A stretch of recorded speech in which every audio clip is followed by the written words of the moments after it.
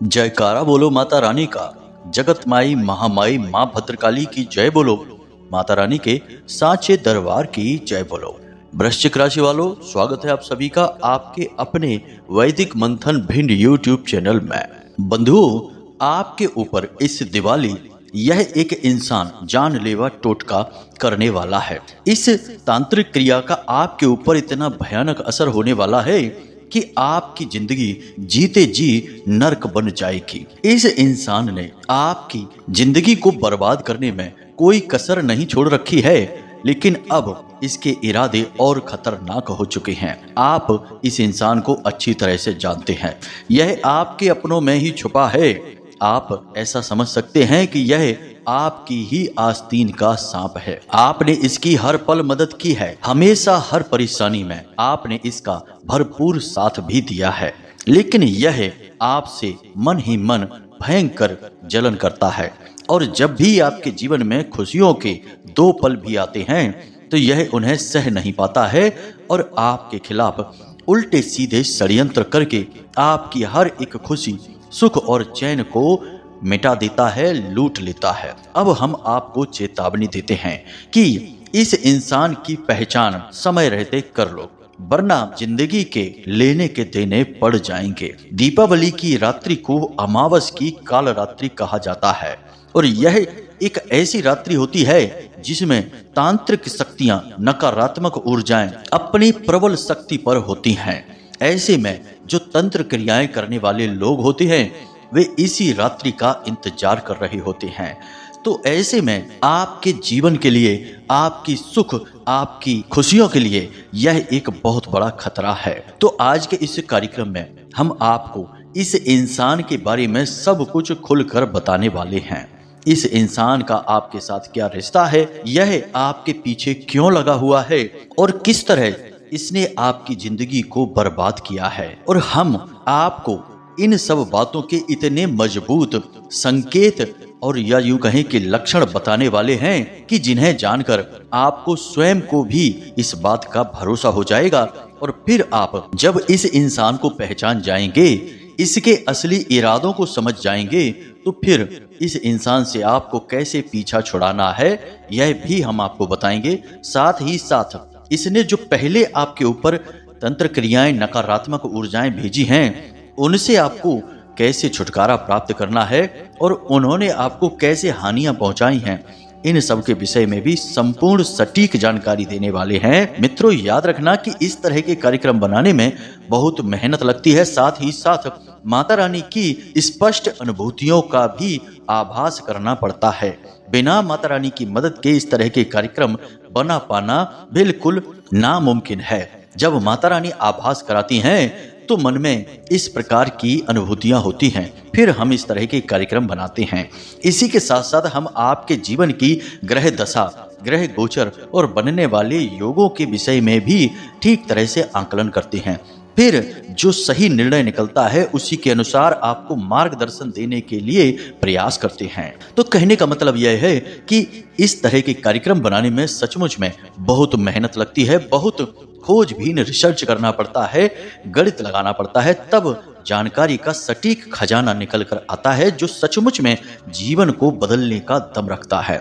तो ऐसे में हम आपसे बस यह चाहते हैं कि आप इस कार्यक्रम को अंत तक अवश्य देखना। हम आपको न केवल आपके जीवन की मूल समस्या के विषय में बताने जा रहे हैं, साथ ही साथ उन समस्याओं के समाधान क्या रहेंगे, और समाधान भी ऐसे वैसे नहीं, पूर्ण रूप से प्रामाणिक और वैदिक पद्धति पर आधारित होंगे। तो इन समाधानों के बारे में जानना आपके लिए अत्यंत आवश्यक है। तो इसके लिए बस आपको करना यह है कि इस कार्यक्रम को अंत तक देखना है। अगर आप कार्यक्रम को अंत तक नहीं देखेंगे तो आप निश्चित तौर पर अपने जीवन की बहुत बड़ी भूल तो करेंगे ही, साथ ही साथ हमारे द्वारा की गई मेहनत भी बिल्कुल बेकार हो जाएगी, क्योंकि हमने यह कार्यक्रम तो आपके लिए बनाया है। और जब आप देखेंगे ही नहीं, इसे छोड़कर कोई और टाइम पास वाली चीजें देखने के लिए चले जाएंगे, तो फिर हमारी मेहनत, हमारा प्रयास और माता रानी की भक्ति सब कुछ व्यर्थ ही हो गई, क्योंकि उसने आपके जीवन में तो कोई बदलाव लेकर आ ही नहीं पाए। कहने का मतलब यह है कि हमारा प्रयास है कि आपके जीवन में नकारात्मकताएं दूर हो और सुख प्रवेश करे। तो उम्मीद करते हैं कि आप हमारी बातें, हमारी भावनाएं समझ रहे हैं, कार्यक्रम में अंत तक अवश्य ठहरेंगे। तो चलिए बंधुओं, कार्यक्रम की शुरुआत करते हैं, पर माता रानी को आभार अवश्य व्यक्त करेंगे। तो मन में माता रानी को याद करते हुए कमेंट बॉक्स में लिख डालिए पूरे भक्ति और प्रेम से, जय मां भद्रकाली रक्षा करो, क्योंकि अब आपको माता रानी की रक्षा आवरण की बहुत अधिक आवश्यकता है। समय बहुत ही विकट आने वाला है। तो चलिए बंधुओं, जल्दी से माता रानी को आभार व्यक्त करिए, फिर आगे बढ़ते हैं। तो बंधुओं, अब ध्यान से सुनिए। एक बात तो ऐसी है आपके विषय में जो 100% पक्की है, और हम जो बताने जा रहे हैं उसे आप भी 100% स्वीकार करेंगे ही, कि आप इंसान को पहचानने में अक्सर भूल कर बैठते हैं। जी हाँ बंधुओं, कई बार आपके साथ ऐसा हुआ है कि जिन्हें आपने अपना सब कुछ समझा, उनके लिए आपने सब कुछ किया, तन मन धन से उनकी मदद की, अपने सुख को त्याग कर उनके सुख के लिए प्रयास किया। बाद में पता चला कि वही सबसे बड़ा धोखेबाज साबित हुआ। उसी ने ही आपका सबसे अधिक शोषण किया, आपका दुरुपयोग किया, और बाद में आपको यूं ही रोते बिलखते छोड़ दिया। ना तो आपकी भावनाओं की कोई कद्र की, ना ही आपकी बातों का और आपका स्वयं का कोई सम्मान किया। कहने का मतलब यह है कि जब तक आपके साथ कोई धोखा नहीं हो जाता, तब तक आपको यही पता नहीं लग पाता कि कौन अपना है, कौन पराया है। आप दिल के इतने भावुक और इतने कोमल हैं कि कोई आपसे बस मुस्कुराकर प्रेम से बात ही कर ले, 4 बातें बोल दे, आप तुरंत पिघल जाते हैं और उसे अपना समझने लगते हैं। आश्चर्य की बात तो यह है बंधु कि कई बार ऐसा हुआ कि किसी व्यक्ति से 2-4 मुलाकातें करने के बाद ही आप अपने दिल के गहरे राज उसके लिए खोलना शुरू कर देते हैं। अब इसे आपकी मासूमियत कहें, या फिर भोला भालापन, या फिर आपकी नादानी, या फिर मूर्खता कहें, कि आज के इस कठोर वातावरण में लोग किस तरह से एक दूसरे को बेवकूफ बनाकर अपना काम निकाल रहे हैं। साम दाम दंड भेद संपूर्ण नीतियों को लगाकर केवल अपना मतलब सीधा करने के लिए लोगों को हर प्रकार से शोषित कर रहे हैं, दुरुपयोग कर रहे हैं। इन सब बातों को आप देखते हुए भी अपने मामले में आते ही सब भूल जाते हैं। आप सोचते हैं कि जैसे आप हैं वैसे ही सभी लोग हैं। आप जैसे सबसे सच्चे दिल से रिश्ता निभाते हैं और उसके लिए सब कुछ करने को तैयार हो जाते हैं, चाहे परिस्थिति कैसी भी हो। तो आपको लगता है कि दूसरे भी ऐसे ही व्यवहार करेंगे जब आपको उनकी जरूरत पड़ेगी, लेकिन सच्चाई बिल्कुल उल्टी है। आपको ये बातें समझ में तो आती हैं, लेकिन बहुत देर से समझ में आती हैं। फिर भी कितनी ही चतुराई आप क्यों न दिखाएं, कितनी ही सतर्कता आप क्यों न दिखाएं, तब भी आप अपने दिल के हाथों मजबूर हो ही जाते हैं। 4 मीठी बातें कोई बोले, या फिर आपके सामने आकर अपना दुखड़ा रोने लगे, अपने जीवन की और रिश्तों की परेशानियां उथल पुथल बताने लगे, आप पिघल जाते हैं और फिर आप उसके सामने सब कुछ करने के लिए तैयार हो जाते हैं। चाहे किसी भी प्रकार से उसकी मदद बने, आप करने को तैयार हो जाते हैं। यही है आपकी सबसे बड़ी कमजोरी, और इस कमजोरी का लोगों ने कई बार फायदा उठाया है। और बाद में आपने भी जब इस बात को समझा, तब तक लेकिन बहुत देर हो गई। फिर संभलते संभलते भी आप अपना बहुत कुछ गवा चुके थे। जी हाँ बंधु, ये सारी बातें हम आपको इसलिए बता रहे हैं कि आपके ऊपर जब कोई किसी प्रकार की क्रिया करता है, तंत्र मंत्र करता है, या फिर आपकी खुशियों से जलने लगता है और आपके लिए कुछ बुरा करने लगता है, मन में बुरा सोचने लगता है, तो इन सब बातों में कहीं ना कहीं आपकी ही गलती अवश्य शामिल रहती ही है। जी हाँ बंधु, पहले आप ही लोगों को इतना बढ़ावा दे देते हैं कि बाद में उनकी इतनी हिम्मत बढ़ जाती है कि वे आपके खिलाफ कुछ उल्टा सीधा सोचने से करने से भी पीछे नहीं हटते हैं। यानी कि आप समझिए, आपकी आदत कुछ ऐसी है कि आप रिश्ते नातों को निभाने के चक्कर में बहुत सारी चीजों को अनदेखा करते रहते हैं। कभी कभी आप अपनी कानों से सुनी हुई अपनी बुराई या फिर सरेआम देखते हुए अपने लिए नाइंसाफी को भी आराम से अनदेखा कर देते हैं और बात को आई गई कर देते हैं। लेकिन जब आप ऐसा करते हैं तो सामने वाले के तो हौसले बढ़ ही जाएंगे, वह तो फिर और बढ़ चढ़कर आपका दुरुपयोग करने की कोशिश करेगा और आप उसे बार बार माफ करते रहेंगे और फिर अंत में आकर वह कुछ ऐसा कर देगा जिससे आपका भारी नुकसान हो जाएगा।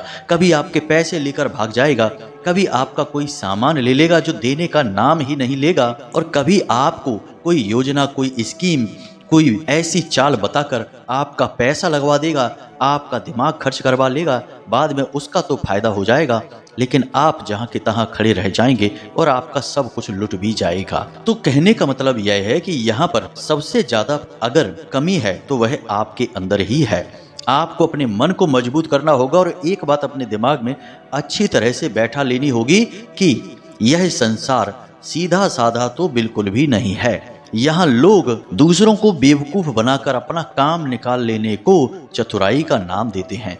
किसी को ठगने को, किसी की मजबूरी का लाभ उठाने को लोग मौका समझते हैं और इसी तरह से इसकी टोपी उसके सर घुमाते घुमाते लोग अपना जीवन बिता रहे हैं। ऐसे में जब एक जैसे लोग मिलते हैं तो उनका कुछ खास नहीं बिगड़ता, लेकिन आप जैसे भोले भाले मासूम लोग जब इन लोगों के जाल में फंस जाते हैं तो आपका बहुत अधिक नुकसान हो जाता है। आपको भावनात्मक तौर पर भी बहुत बुरा लगता है और चीज़ों का और रुपए पैसे का नुकसान होता है सो अलग, समय भी आपका खराब हो जाता है सो अलग।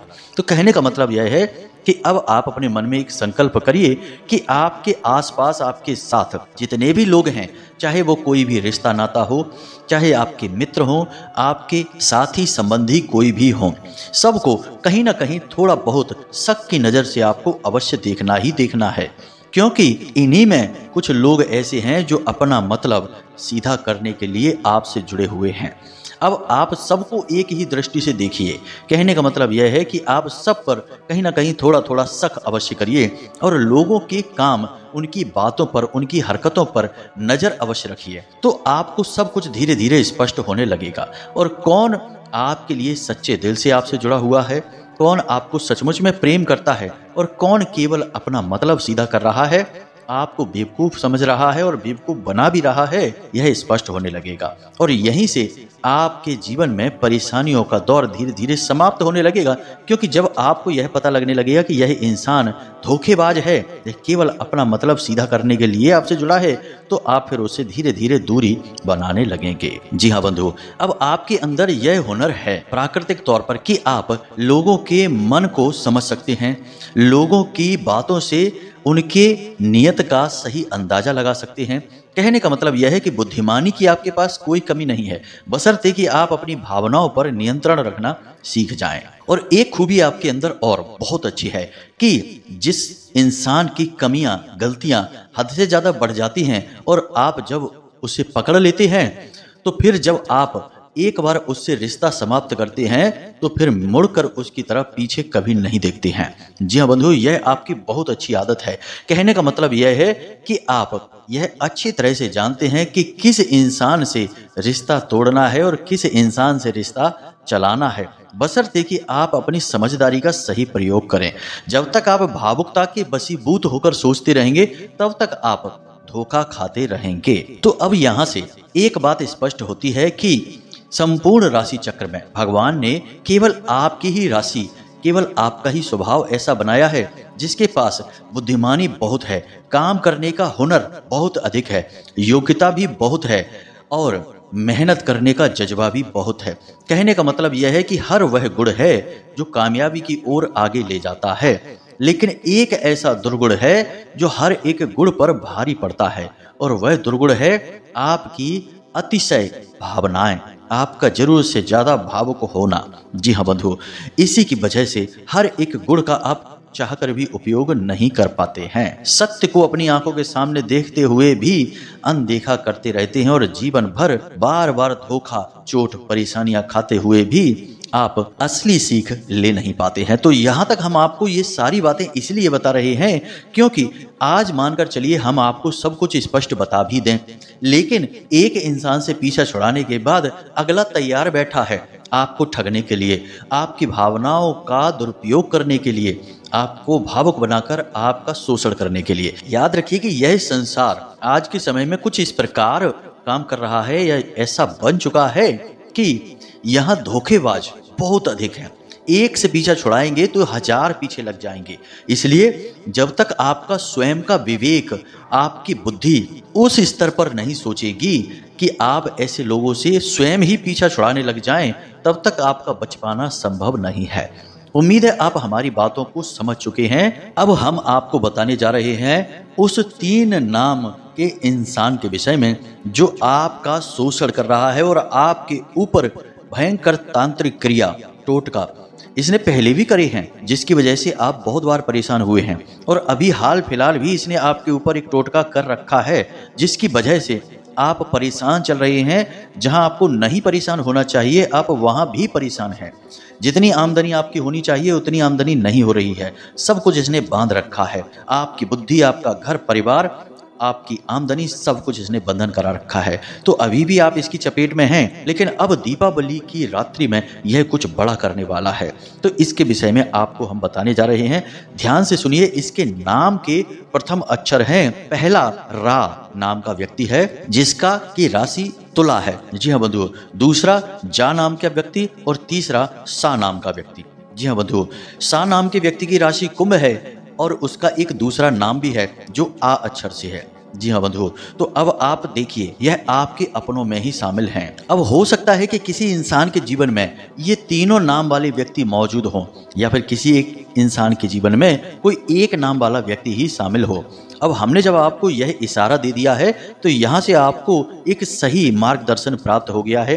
अब इन नाम वाले इंसानों को अपने आसपास देखिए और फिर पिछले कुछ समय के उनके व्यवहार को अपने प्रति आप देखिए कि उन्होंने आपके साथ कैसा व्यवहार किया है, आपका कहाँ कहाँ दुरुपयोग किया है और कहाँ कहाँ उन्होंने अपना मतलब सिद्ध किया है और कहाँ कहाँ उन्होंने आपको धोखा दिया है। सारी बातें बिल्कुल खुली किताब की तरह आपके सामने आ जाएंगी। अब सोचने वाली बात यह है कि हमने आपको इन लोगों के नामाक्षर कैसे बताए। तो यह जो समय काल चल रहा है, ग्रहों की जो स्थिति है, वह कुछ इस प्रकार से इशारा कर रही है कि आपकी राशि की इन 3 नामों वाले से हमेशा इसी प्रकार का व्यवहार रहेगा। दूसरा कि माता रानी की अनुभूतियां भी हमें कुछ इस प्रकार के संकेत देती हैं जो आपको इन नामों के लिए सतर्क रहने के बारे में बोल रही हैं। तो कहने का मतलब यह है कि आपकी राशि, कुंडली और इधर माता रानी की दिव्य अनुभूतियां सब मिलकर एक निचोड़ निकला है, तभी इन 3 नामाक्षरों के बारे में हमने आपको बताया है। अब आपको अपने स्वविवेक का प्रयोग तो करना ही पड़ेगा। मार्गदर्शक केवल मार्ग दिखा सकता है, चलना न चलना या धीमे या तेज चलना यह चलने वाले के ऊपर ही निर्भर करता है। आप अपनी बुद्धि का पूरा प्रयोग करें, भावनाओं में बिल्कुल भी ना बहें। जो बात स्पष्ट दिखाई दे उसी को माने, जो ना दिखाई दे उसे बिल्कुल ना माने। क्योंकि याद रखना बंधुओं कि यह आपके जीवन और मृत्यु का सवाल है। यहाँ आपकी पूरी जिंदगी आपके सामने खड़ी है। कब तक धोखा खाते रहोगे? कब तक आप लोगों की उल्टी सीधी चालों के शिकार होते रहोगे? कब तक दूसरों के लिए काम करते रहोगे? कभी जिंदगी में अपने लिए भी तो कुछ करना है। कब तक दूसरों के लिए जियोगे?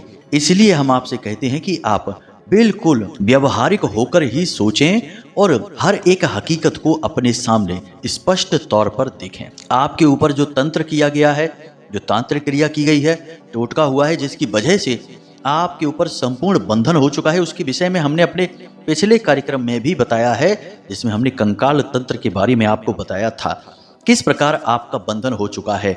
बहुत सारे लोगों ने हमें मैसेज करके, हजारों लोगों ने बताया कि गुरुजी आपने जो संकेत बताए हैं वे सब संकेत हमें अपने जीवन में दिखाई दे रहे हैं। अब यदि आपने वह कार्यक्रम नहीं देखा है तो इस कार्यक्रम में हम आपको जल्दी जल्दी से कुछ संकेत बता देते हैं जिनसे आपको यकीन हो जाएगा कि आप इस समय भी बंधन में हैं। पहला संकेत, आपका अपने ही काम में रुचि समाप्त हो गई है। आपके काम धंधे व्यापार का बंधन है यह। आपकी अपने ही काम में रुचि समाप्त होती जा रही है, काम करने का मन नहीं करता है। काम में जैसी आपकी उम्मीदें हैं उससे कई गुना कम फल प्राप्त हो रहा है। लगातार काम गिरता चला जा रहा है। आप कितना ही दिमाग, कितना ही पैसा, कितनी ही मेहनत लगा दें, आपका काम 1 इंच भी आगे नहीं बढ़ पा रहा है। बिल्कुल ऐसा लगता है जैसे कि आपका काम किसी ने बांध दिया है। आपका हर प्रयास अपने काम को आगे बढ़ाने का असफल होता चला जा रहा है। आप कई बार अकेले में बैठकर यह सोचते हैं कि आखिर आपके साथ हो क्या रहा है, क्यों आपकी जिंदगी की सारी तरक्कियां रुक गई हैं, क्यों आपके पास पैसा आता तो है लेकिन रुकता नहीं है, आप उसका कोई सदुपयोग नहीं कर पाते हैं। कहाँ से पैसा आ रहा है और कहाँ चला जाता है आपको इसका पता तक नहीं चलता है। बस आप खाली हाथ खड़े रह जाते हैं। आपका काम धंधा व्यापार सब धीरे धीरे चौपट होता चला जा रहा है।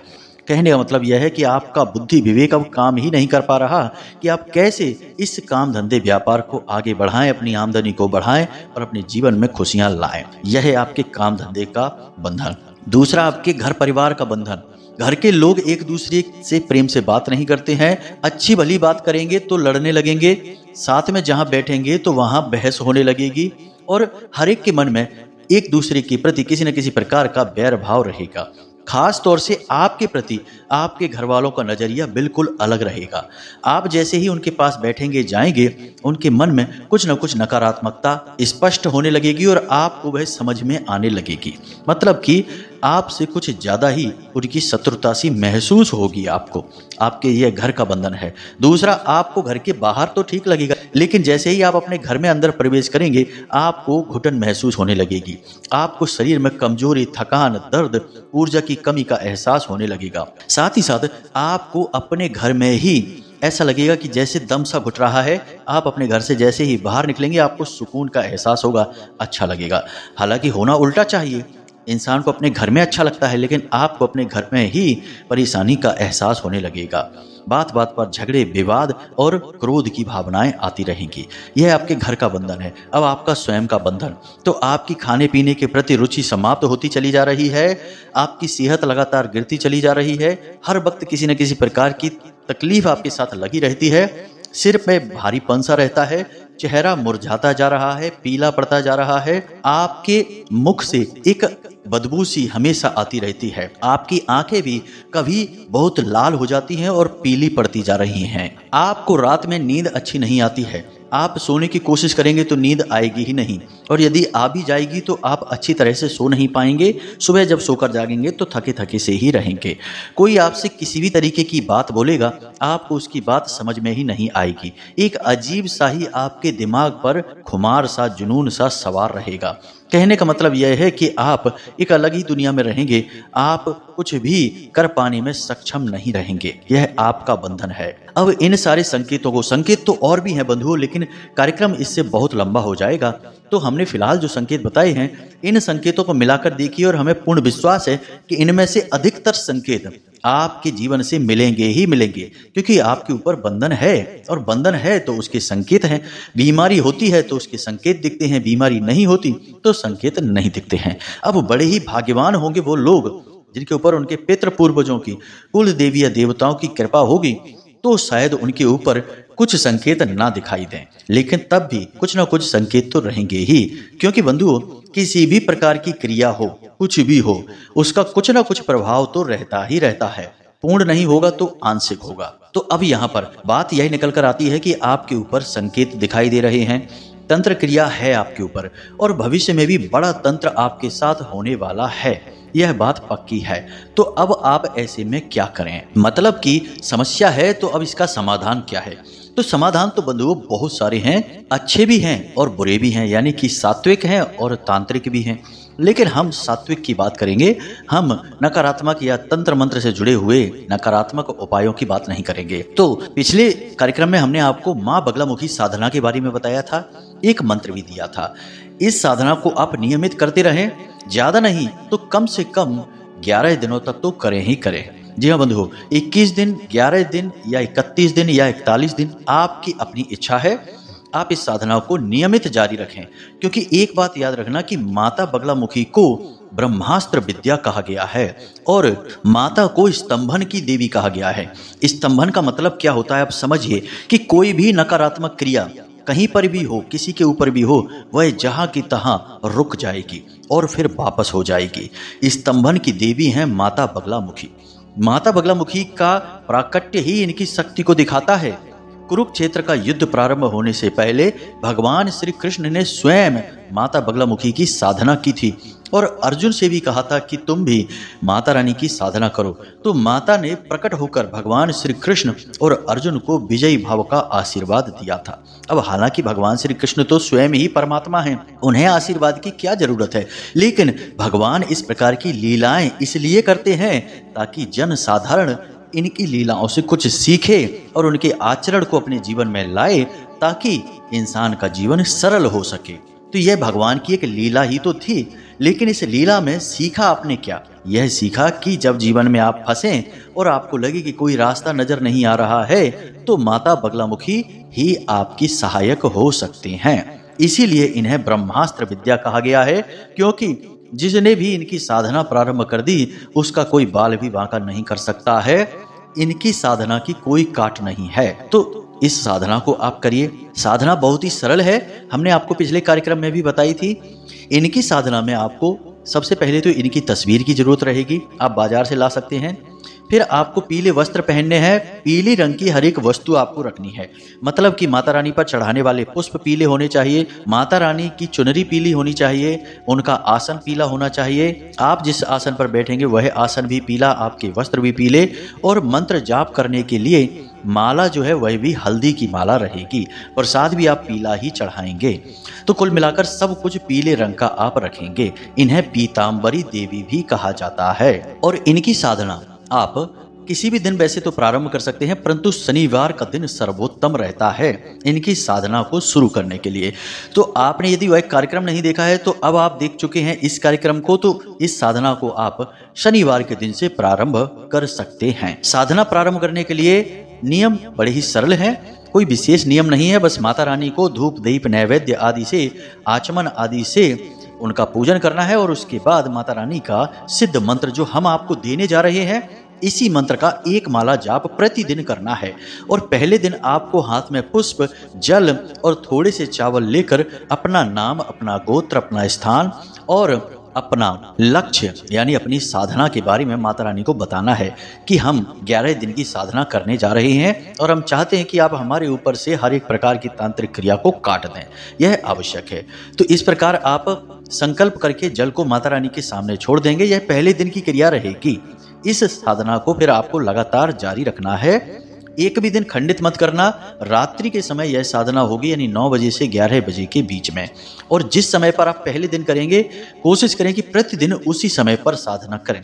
ऐसा नहीं कि पहले दिन 9 बजे और उसके बाद अगले दिन 11 बजे और उसके बाद अगले दिन शाम को 7 ही बजे कर ली। नहीं, समय नहीं बदलेगा, समय नियत रहेगा।